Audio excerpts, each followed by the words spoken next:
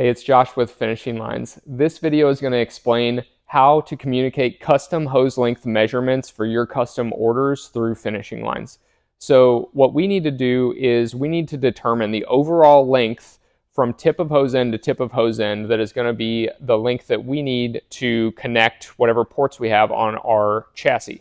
So to do this, we want to take something flexible.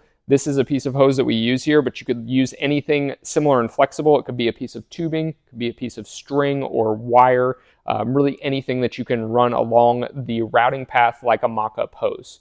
So what we're going to do is we're going to go over to a chassis and we're going to show how we would connect two ports. So for this example, we are going to connect this front port of the brake master cylinder to our T-fitting in the rear. And to do this, we are going to start our length measurement back at the T-fitting, and then we are going to route this hose up to our master cylinder port. We're going to assume that we're going to use a 90 coming off of here to drop it down, and that 90 measurement will be straight in line with the port. So I will just put my finger there and mark that length. And then we will stretch that out on a tape measure. And you can see where I marked is about 14 3/4 inches. So that would be the length of the hose that we would need to connect those two ports.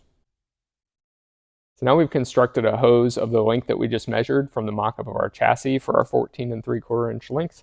So we are going to show how this will lay out on a tape measure.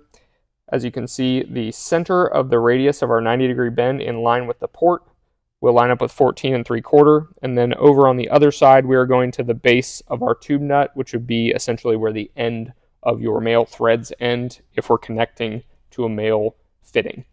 If you are to use a female port, just communicate to the depth of the port of the nut so that we have enough room to fully thread in.